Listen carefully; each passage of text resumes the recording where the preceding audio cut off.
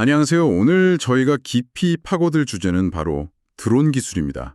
이게 전쟁의 양상뿐만 아니라 미래 산업 지형까지 바꾸고 있는데요. 특히 미국 정부의 정책들, 더 구체적으로는 트럼프 행정부의 행정명령들이 이 판을 어떻게 흔들고 있는지, 여기서 당신이 주목해야 할 기회는 무엇인지 한번 자세히 들여다보겠습니다. 네, 오늘 분석은 단순히 뭐랄까, 기술 트렌드를 훑는 걸 넘어서려고 합니다.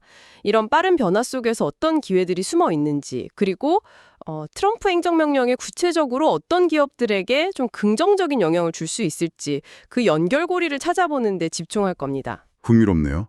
역시 시작은 우크라이나 전쟁에서 드러난 드론의 모습이겠죠.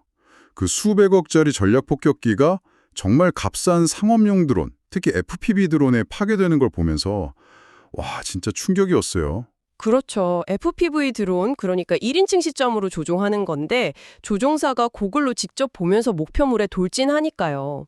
가격은 싼데 정밀 타격은 가능하고 이게 전장의 어떤 효율성, 가성비를 완전히 뒤집어 놓은 거죠. 맞아요. 네, 그냥 소모품처럼 쓸 수 있다는 게 기존 무기랑은 정말 다른 점이고요. 그래서 전술까지 바뀐다고 하잖아요. 병사들이 오토바이 타고 다니고 뭐 휴대용 재미 장비 들고 다니고. 네, 전장 환경 자체가 드론 때문에 확 바뀐 거죠.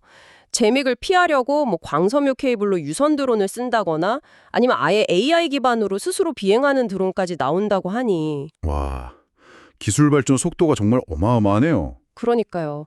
이렇게 군사적 효용성이랑 파괴력이 막 입증되니까 미국 정부도 당연히 드론 기술 자체에 대한 방어책 마련에 속도를 낼 수밖에 없고요.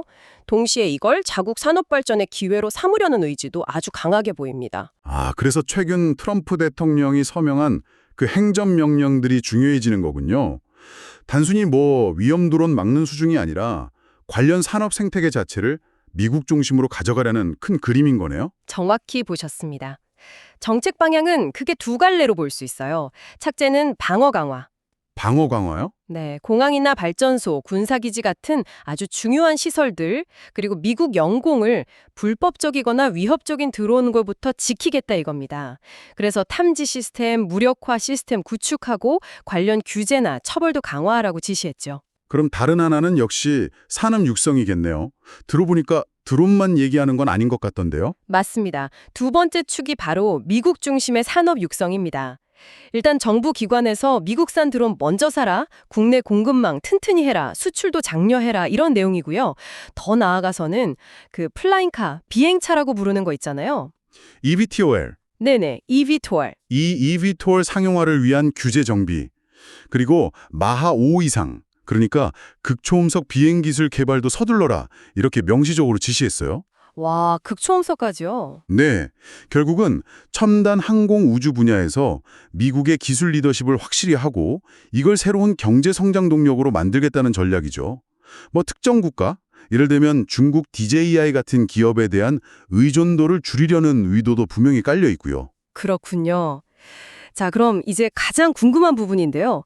이런 정책들이 실제 시장에서는 어떤 영향을 미칠까요? 어떤 분야, 어떤 기업들이 좀 주목을 받을까요? 네, 이제 핵심으로 들어가 보죠. 먼저 드론 분야 자체를 보면요. 미 연방항공청 FAA의 BVLOS 규제 완화 논의가 탄력을 받을 가능성이 커요. BVLOS요? 아, 가시선 너머 비행. 네, 맞습니다. 이게 되면 장거리 자율 배송 같은 상업적 드론 활용 범위가 훨씬 넓어지겠죠. 그리고 군사 쪽에서는 미 국방부가 우리 미국산 드론 쓸 거야 하는 정책을 강화하니까 전술 무인기 분야의 강자, 에로바이러먼트, 티커는 ABAV죠. 이런 기업이 직접적인 수혜를 볼 수 있습니다. 아, 에어로바이로먼트, ABAB, 그렇군요.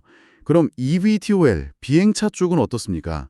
이쪽도 기대감이 클 것 같은데요. 네, 행정명령이 어떻게 보면 신호탄이 될 수 있어요. eVTOL 상용화의 가장 큰 허들이었던 FAA 인증 절차를 좀 간소화한다거나 관련 인프라 구축에 정부가 지원하겠다 이런 시그널로 읽힐 수 있거든요.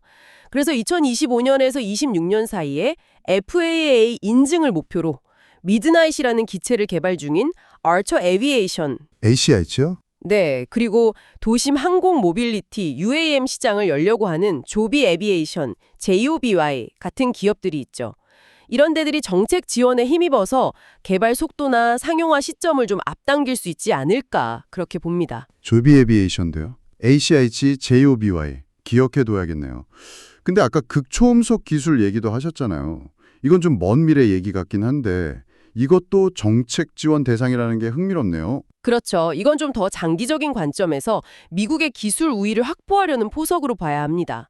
민간용이든 군용이든 초음속 항공기의 핵심 부품을 공급하는 회사들, 예를 들어 로키드 마틴이나 RTX 같은 곳들은 정부 프로젝트 수주 기회가 더 늘어날 수 있겠죠. 루키드 마틴, RTX, 방산주들이군요. 흑인한 시스템을 개발하는 Kratos Defense and Security Solution, KTOS 같은 기업도 주목할 필요가 있습니다. 크라토스 디펜스, KTOS. 알겠습니다. 근데 이런 첨단 비행체들이 날아다니려면 결국엔 핵심 기술, 배터리 같은 것도 중요하지 않습니까? 당연하죠. 아주 중요한 포인트입니다.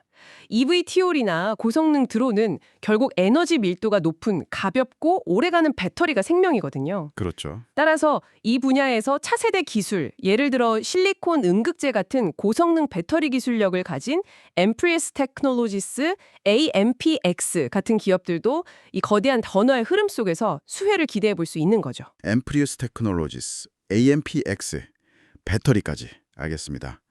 자, 그럼 정리를 좀 해보면 드론 기술을 둘러싼 미국의 정책 방향은 결국 국가 안보 강화와 미래 첨단 산업 주도권 확보, 이 두 가지 목표를 향해 아주 빠르게 움직이고 있다. 이렇게 볼 수 있겠네요. 네, 맞습니다. 그리고 그 영향은 이미 특정 산업 분야와 기업들에게는 구체적인 기회로 나타나고 있고요. 핵심을 정확히 짚으셨습니다.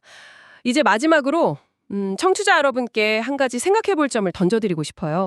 네, 어떤 걸까요? AI 기술하고 결합된 자율비행 드론, 심지어는 스스로 판단해서 공격하는 자율 공격 드론까지 현실화되는 속도가 정말 우리의 예상을 훨씬 뛰어넘고 있습니다. 아, 그렇죠. 무서운 속도죠. 과연 이 기술의 발전 속도만큼 우리의 어떤 윤리적인 고민이나 사회적인 합의, 그리고 이걸 뒷받침할 규범 같은 것들이 제대로 준비되고 있을까요? 기술이 가져다줄 편리함과 효율성, 그 이면에 있는 책임과 통제의 문제를 우리가 어떻게 다뤄나가야 할지, 이 부분에 대해서는 앞으로도 계속해서 좀 깊이 고민해 보시면 좋겠습니다. 네, 기술 발전 이면의 책임과 윤리 문제 정말 중요한 지적입니다. 오늘 말씀 감사합니다.